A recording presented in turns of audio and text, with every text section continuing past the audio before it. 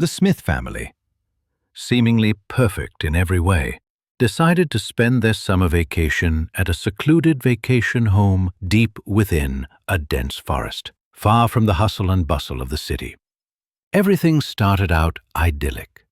The oppressive summer heat was swept away by the cool air of the trees, and the wooden house offered a sense of peace and quiet they hadn't experienced in months.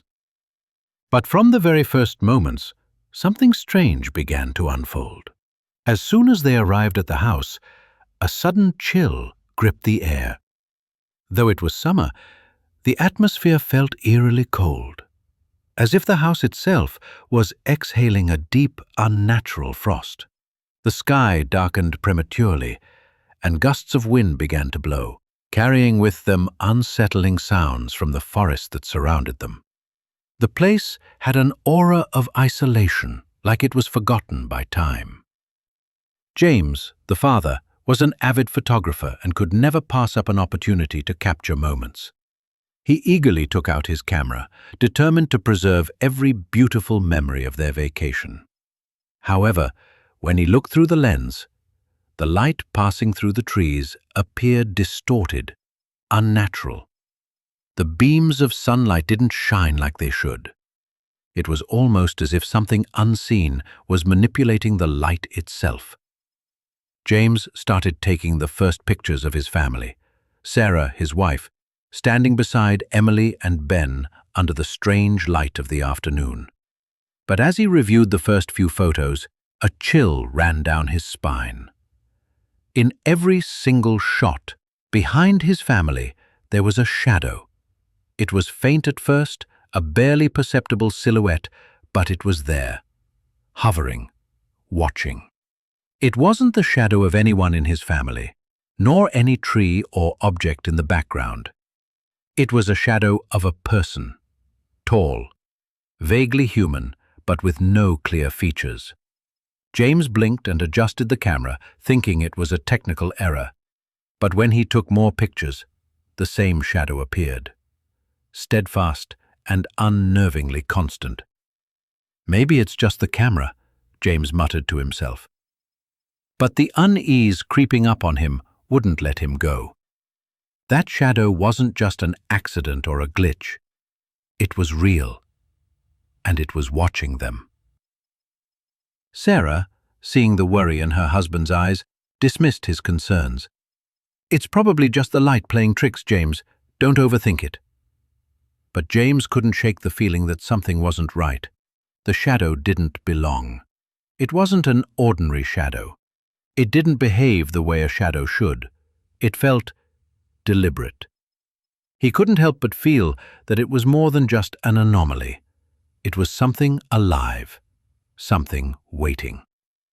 They spent the rest of the afternoon strolling through the woods, trying to brush off the odd feeling. But with every step, the sense of unease, it had followed them, appearing in every shot. There was something hauntingly persistent about it. The family went to bed, but the unsettling feeling lingered. The next morning, as James scrolled through the photos once again, he couldn't shake the thought that something wasn't right. The shadow wasn't just a shadow. It was a figure, watching them, following them. It was as if this place was holding on to something that was meant to stay hidden. And then it hit him. Each photo, each moment, seemed to capture something that wasn't supposed to be there. That shadow was not an illusion. It was real, and it was not just watching them. It was waiting for them. James tried to shake off the thought, but as he stood there, looking at the photos, he couldn't help but feel an icy fear slowly creeping up his spine. The vacation that was supposed to be an escape was beginning to feel like a trap set by something much darker than he could have ever imagined. The next morning, the Smith family tried to move past the eerie experience. They convinced themselves it was just a product of an overactive imagination, a combination of tiredness and the unfamiliar surroundings. They decided to enjoy the day, keeping their spirits high. James, though, couldn't shake the feeling that something was wrong. The shadow, that unexplainable presence in the photos, haunted his thoughts. But as the day wore on, things took a darker turn. The family decided to spend the day exploring the woods behind the house. The air was thick with the scent of pine and earth, and the trees loomed tall and silent around them. They wandered for hours, enjoying the fresh air and the quiet. But every now and then, James would glance over his shoulder, feeling as if they weren't alone. He told himself it was just his nerves, but the feeling wouldn't leave. That evening, they gathered for dinner inside the house. The light outside had already begun to fade, and the atmosphere felt unusually heavy. The table was set, the food served, and the family sat together, attempting to enjoy their meal. Yet, the air felt thick with an unspoken tension. Emily, the youngest, seemed agitated, unable to sit still. Her eyes darted nervously around the room, and she kept glancing toward the windows. "I don't like this place, Mummy," she whispered, her voice barely audible. Sarah tried to comfort her, brushing her hair back. "It's just the woods, honey. It's peaceful here. Don't worry." But Emily wasn't convinced. As the night wore on, the unease in the house only deepened. The wind howled outside, rattling the windows. James could hear toward the door, hesitating for a moment before he opened it. Standing in the doorway was no one. The wind howled fiercely, sending a chill down his spine, but there was no sign of anyone. He stepped outside, looking around, but the night was silent. The woods were still, the shadows cast long and dark under the pale moonlight. He returned inside, locking the door behind him. "Nothing out there," James muttered, trying to sound calm, though his voice was strained. "Let's just finish dinner and get some rest." But sleep would not come easily that night. Around 3 a.m., James awoke with a jolt. The air felt colder than before, and his skin prickled with a sense of dread. The house was quiet, eerily so. His first instinct was to check on Emily and Ben, but when he walked into their room, he was met with a horrifying sight. The beds were empty. The blankets were tangled, but neither of his children were there. Panic surged through him. He rushed back to Sarah, shaking her awake. "Sarah, something's wrong! Emily and Ben are gone!" Sarah, groggy and confused, stood up quickly. "What do you mean, gone?" "They're not in their beds! They're not anywhere!" James said, voice shaking. They searched the house, calling their names, but there was no sign of the children. The house, which had seemed so large and empty before, now felt suffocating.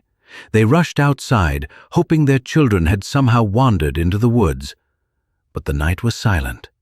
Not a single sound could be heard. Then James remembered something. He ran back inside and grabbed his camera. It felt almost ridiculous, but in the midst of his panic, he knew he had to check the photos again. The photos, the ones with the shadow. Maybe they could give him a clue. His hands trembled as he flipped through the pictures, and there it was again, the shadow. But this time, it was different. It wasn't just behind them, it was closer, reaching out toward them. And then, in the corner of one of the photos, just behind Ben, was a strange, dark figure that James couldn't quite make out. It wasn't clear, nothing like the shadow before, but it felt wrong. It felt like something had been in the room with them all along. As he stared at the photo, a cold realization hit him. The shadow had followed them back to the house. It wasn't just a strange occurrence in the photos, it was something more, something malevolent. They had come to this place to escape the world, but now they were trapped in something far worse. They called the police, but by the time help arrived, there was no trace of Emily and Ben. The search parties combed the woods, but the children were gone, vanished without a single sign. James stood there in the cold, looking out at the trees that had swallowed his children. The wind howled through the branches, and he couldn't shake the feeling that something was all along. The vacation home, once a place of peace, had become their nightmare. James and Sarah sat in stunned silence in the living room, staring at the empty chairs where Emily and Ben had sat just hours before. The police had come and gone, and they were no closer to finding their children. The search teams had combed the woods, calling their names, but there was no sign of them, no footprints, no clues, nothing. The house felt colder than before, as if it was closing in around them. The walls, once comforting, now seemed oppressive. James couldn't shake the feeling that they were not alone, that something else was in the house with them, something dark, something that had been waiting for them to arrive. "Maybe we missed something," James muttered, pacing the room. His hands trembled as he reached for the photos again, flipping through them one by one. The shadow was there, still lurking in the background, always watching, but now it seemed more menacing, more intent. Sarah sat across from him, her eyes red from hours of crying, but there was a determined look on her face. What if it's not just a coincidence? James paused. What do you mean? What if it's something else? Something that's been following us all along? What if it's not just in the photos? What if it's tied to this place? She asked, her voice barely above a whisper. James looked at her, the realization dawning slowly, the shadow, the oddness of the house, the strange feeling that something was off. It was all connected. He had to find out what. He couldn't live with the uncertainty, the terror that their children were lost to something they didn't understand. The first thing they did was return to the woods. The search teams were long gone, but they knew they had to find something, anything, that might explain what happened to their children. They had to face the place where everything had started, the woods that surrounded the house. The forest felt different in the daylight. It wasn't as suffocating as it had been the night before, but there was still something off about it. The trees seemed to close in around them, their twisted branches blocking out the sun. Every step they took was accompanied by the eerie crunch of dry leaves, and the quiet seemed unnatural. They wandered deeper into the woods, not sure what they were looking for, but driven by a sense of urgency. James felt like he was being pulled in a direction, as if some unseen force was guiding him. He couldn't explain it, but something felt wrong, like the forest itself was hiding something, something that had been waiting for them. After what felt like hours of walking, they came across something unexpected, an old, dilapidated cabin. It was tucked away behind a thick veil of trees, almost as if it had been purposely concealed from view. The wood made James's heart race. It felt familiar, but he couldn't understand why. "What is this place?" Sarah asked, her voice trembling. "I don't know," James replied, his throat dry. "But I think it's where it all began." They stepped cautiously inside. The air was musty, thick with the smell of decay. The floor creaked under their feet as they explored the small, dimly lit room. There were old wooden shelves, their contents long forgotten. Broken furniture lay in piles on the floor, and cobwebs hung from the rafters like a veil. James's eyes scanned the room, looking for anything out of place. And then he saw it. On the wall, partially obscured by dust and cobwebs, was a set of old photographs. They were yellowed with age, the edges curling and fraying. But the images were still clear enough to make out. James stepped closer, his heart pounding in his chest, as he recognized what he was looking at.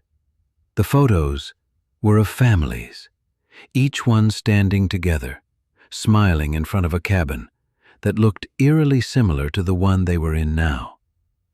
But something was wrong.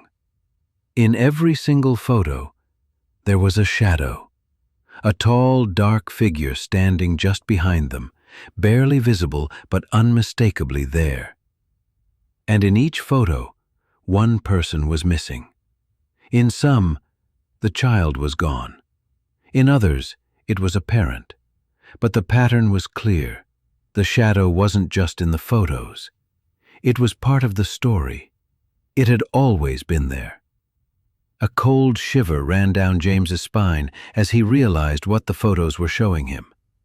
The people in the photos had vanished, just like Emily and Ben, just like the others before them. They were all here, Sarah whispered, her voice trembling. The families. They were all here before us. And the shadow. Her words trailed off as she looked at James, her face pale. Do you think it's waiting for us too? Before James could answer, he heard something. A faint, almost imperceptible sound. A rustling, like something moving in the corner of the room. He turned sharply, but there was nothing there. And then, he saw it. A figure, tall, dark, and indistinct, loomed in the doorway, standing just outside the cabin. It was the shadow from the photos, the same one that had followed them from the very beginning. It was real. It was here. Run, James shouted, grabbing Sarah's arm and pulling her toward the door. But before they could make it outside, the shadow lunged at them, its form shifting and expanding as if it was alive. James felt a cold, bone-chilling pressure on his chest as it closed in. For a split second, he thought he could hear Emily's voice calling out to him from somewhere in the darkness. But then, everything went silent. The air outside the cabin was thick, oppressive. The shadows seemed to stretch unnaturally. Encounter with the shadow. They realized they were not just running from a figure or a presence. They were running from a curse, a dark, ancient force that had been waiting for them, perhaps for years, hidden within the very land they had chosen to stay on. They made their way back to the house, the air around them heavy with the promise of something lurking just beyond their sight. Sarah's breaths were shallow, her hands trembling as she clung to James. Every creak of the trees, every whisper of the wind felt like an omen, and the image of that shadow, growing larger with each step, burned itself into their minds. Once inside, they bolted the doors and shut the windows as if they could somehow lock out the evil that had followed them. But even the safety of the house felt like a lie. There was nowhere to run, no way to escape. James, what if this is real? Sarah's voice broke as she spoke, her face pale, eyes wide with terror. What if the shadow, it's not just in the pictures? What if it really does take people? James sat down heavily on the couch, his mind racing. He tried to grasp the logic, to find some explanation that would make sense, but there was none. The photos, the cabin, the shadow that stalked their every step. It was all connected, and it had nothing to do with coincidence. It was the house, the place, the land itself. James ran his fingers through his hair, trying to think through the fog of fear that clouded his thoughts. Then an idea struck him, a memory from a story he'd once heard, something about a family who had built their home on cursed land, a place where something dark and ancient had been buried long ago. Was that what they were dealing with? Were they the latest victims of some curse that had stretched on for centuries? In that moment, a sound broke through the thick silence. A soft knock, followed by a scratching at the window. James froze, his heart pounding in his chest. The sound was faint at first, almost like the wind, but as it continued, it became unmistakable. A light tapping, followed by something scraping, like nails running across glass. Not again, Sarah whispered, clutching James's arm, her voice trembling with fear. Slowly, he stood up, his legs unsteady beneath him. He had to know what was out there. He had to face it. With a sense of dread settling in his chest, he walked to the window and peered out.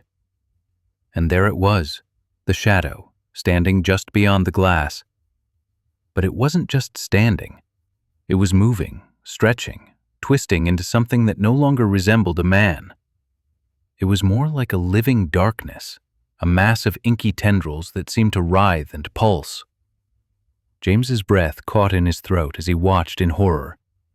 The figure's features were indistinct, but there was no mistaking the sense of malice it voice low, almost a whisper.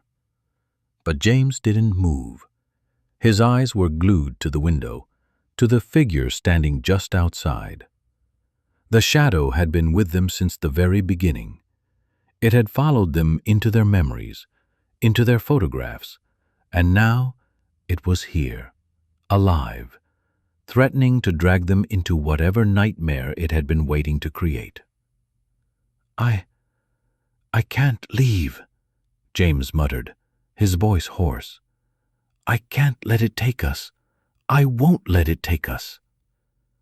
And then, in a sudden rush of realization, James turned away from the window and ran to the photos. He began flipping through them frantically, desperate to find the answers that had eluded him. As he went through each photo, each moment, the shadow was there, always present but never fully understood. Then he found it, the one photo that was different from all the rest. It was an image of the cabin, but it wasn't the one they had just found. This was an older version, one that was well kept, its structure intact. In the foreground stood a family, smiling, their faces filled with life. But the figure behind them was different this time. It wasn't just a shadow. This time, the figure was fully formed, its features clearer, and its eyes. Those eyes were unmistakable. They were the eyes of the very same shadow they had seen outside. James's heart skipped a beat as he stared at the photo. The shadow in the picture was not a force of nature. It was something far worse.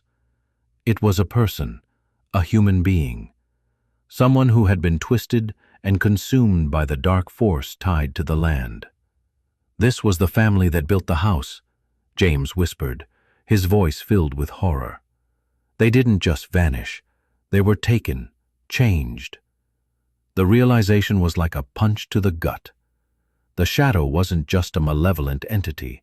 It was a curse, one that took the souls of those who had stayed too long. It didn't just watch. It consumed, twisted, and replaced. The land had been cursed long ago, and those who came here were destined to join it, becoming part of the darkness. "James, we need to leave," Sarah cried again. But James was already running for the door, determined to break the cycle. He couldn't let his family suffer the same fate. But as he reached for the door handle, a loud crash echoed through the house, followed by a deep, guttural whisper. "You're already too late." The crash that echoed through the house reverberated in the silence that had settled over the Smiths, shaking them to their very core. The whisper that followed it was even worse, low, guttural, and chilling. "You're already too late." James's heart pounded in his chest as he spun around, his hand still on the door handle. The house had come alive with malevolent living rooms slammed shut, trapping them inside.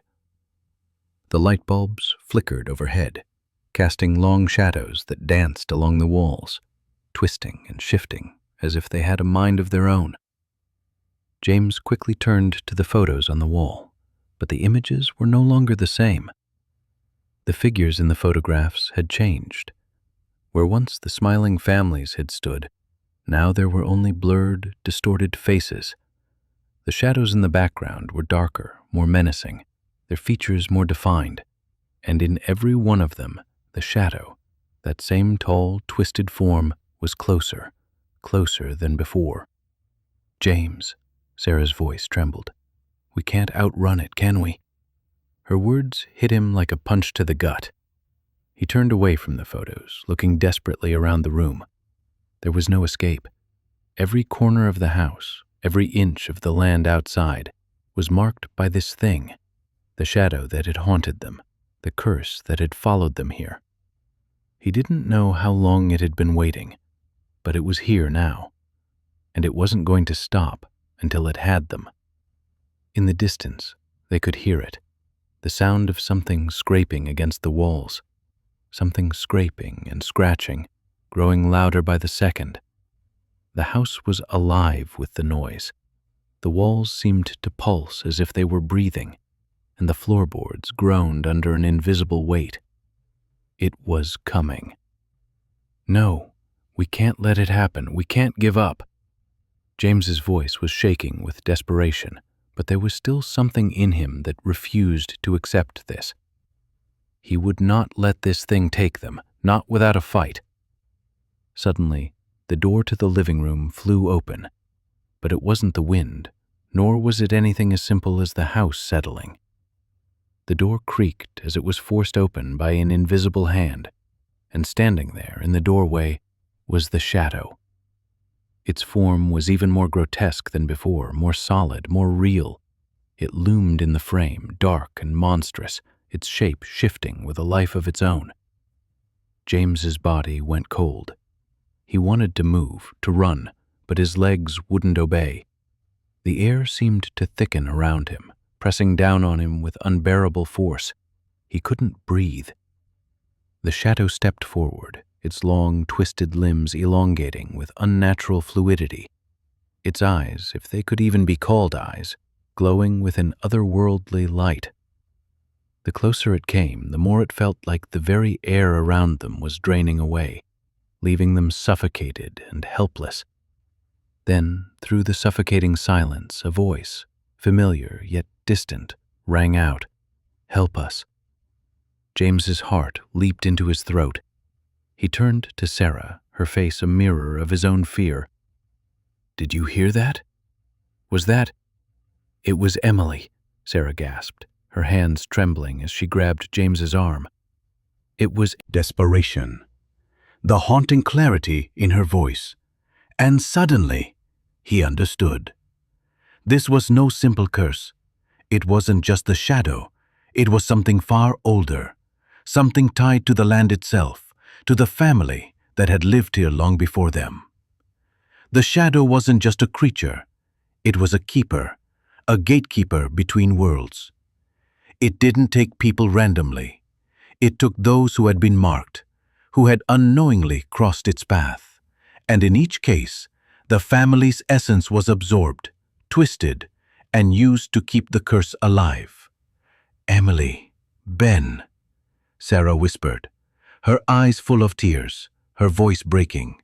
"They're here, aren't they? The shadow, it's using them."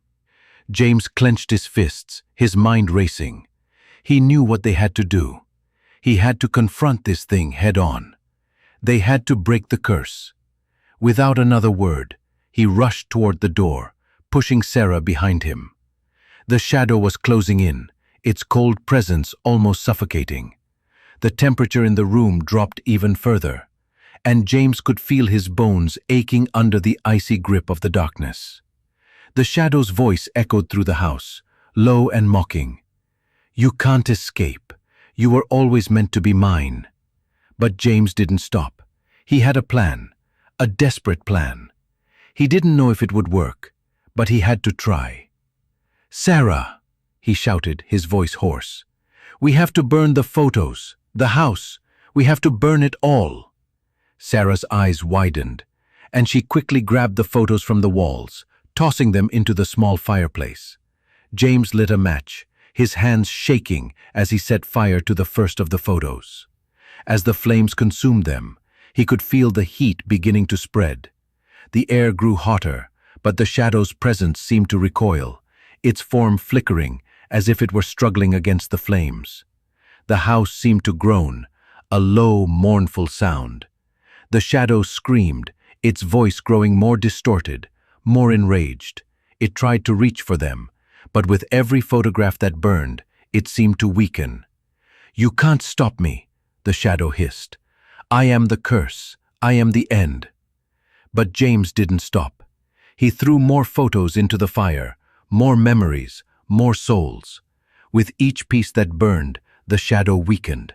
And then, just as the last photo burned to ash, there was silence. For the first time in what felt like forever, there was silence. No more scraping sounds, no more whispers, no more shadows. James and Sarah stood in the dim light of the room, watching the embers die. Their breaths came in ragged gasps, their bodies drenched in sweat. The house was still. "Is it over?" Sarah asked, her voice barely a whisper. James nodded, though a part of him wasn't sure. But for the first time in days, the house, the woods around them seemed a little less dark, but the weight of what they had endured would stay with them forever. The school splang slightly. It said, we were always meant to be its. That it was never just about the house, the land. It was us. That we were marked. I can't help but wonder if we've done enough. The air seemed to grow colder as his words lingered. Sarah took a step closer, reaching for his hand, her grip tight. "James, we destroyed it. The photos, the house, we did everything we could. It's over now." But James wasn't convinced. He could feel it, something lingering just out of reach. The shadow had been more than a simple curse. It had been a force, a presence that thrived on fear, on memories, on souls.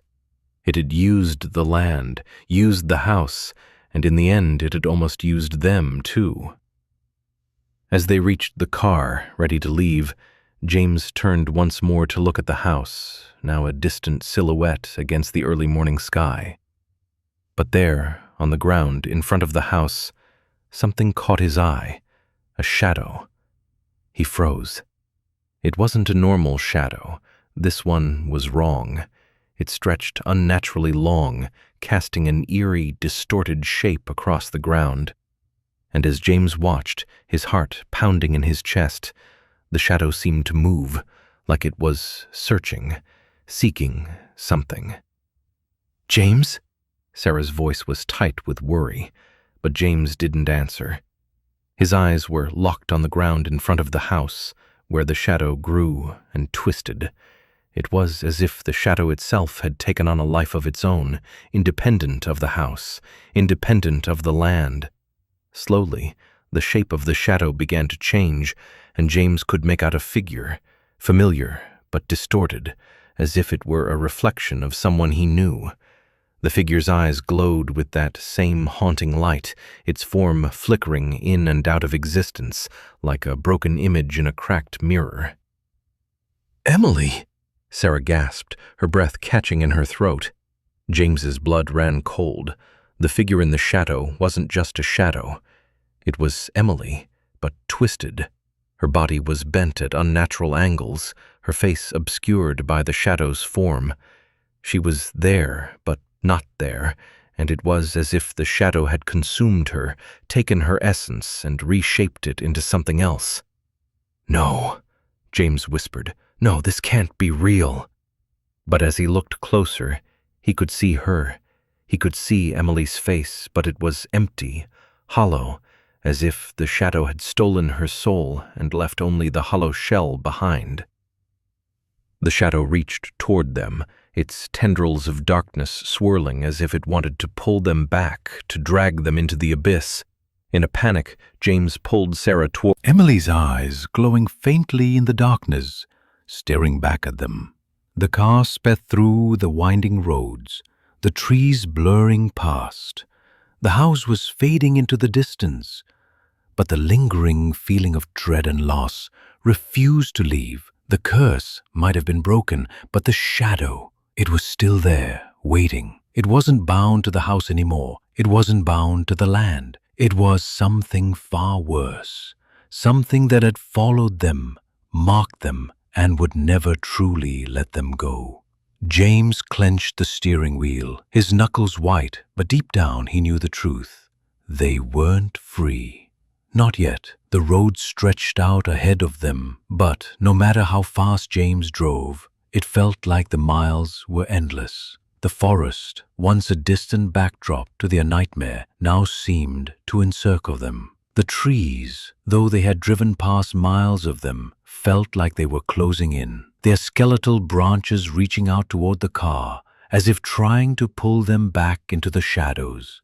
Sarah was silent beside him, her hand clenched tightly around the door handle, a face pale with a mix of exhaustion and fear. The only sound was the hum of the engine and the occasional rustle of wind through the trees. James tried to focus on the road ahead, but the image of Emily's face, twisted, empty, staring through the shadow, kept replaying in his mind. No matter how fast they drove, no matter how far they went, it was as if the shadow was always there, waiting to catch up with them. "I thought we were free," Sarah whispered, her voice barely audible. "I thought we broke it."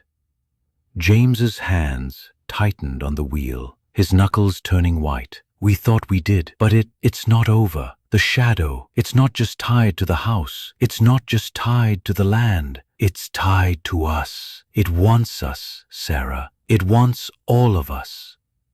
Sarah looked at him, her eyes wide with fear. "But why? Why us? What does it want?"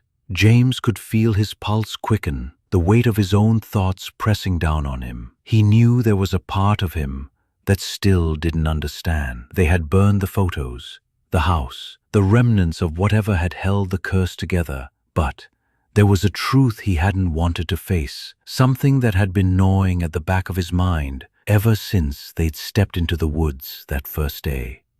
"The shadow, it's a keeper," James murmured, his voice rough. "It doesn't just take people. It doesn't just steal their souls. It's part of a cycle that feeds on fear, on pain, on the very thing that makes us human. And once it has you, it doesn't let go. It waits. It feeds, it builds." He glanced at Sarah, whose face had grown paler with every word. "And now it has us. It's already taken Emily. It's already taken Ben. And it won't stop until it has every last piece of us." Sarah "Accept. But we're not free. The shadow doesn't just exist in a house or a forest. It's something deeper, something older. And when it's marked you, it never lets go. Not until it has everything you are." They were silent for a moment. The weight of his words hung heavily between them.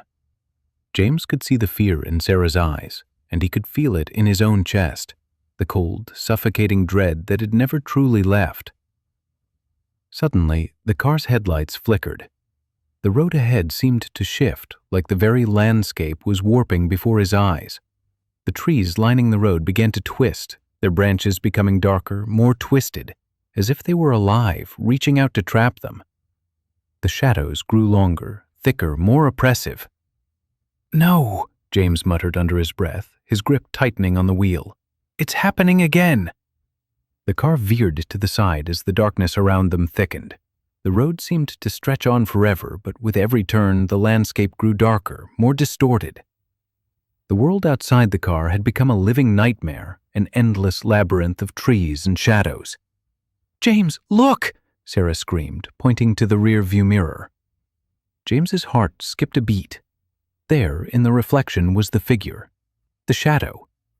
It wasn't just in the rear-view mirror, it was in the road behind them. The shadow that had haunted them since the beginning was now manifesting outside the car, following them, stalking them in the night. The car lurched as the road beneath them seemed to give way, the asphalt cracking open, revealing a dark abyss beneath.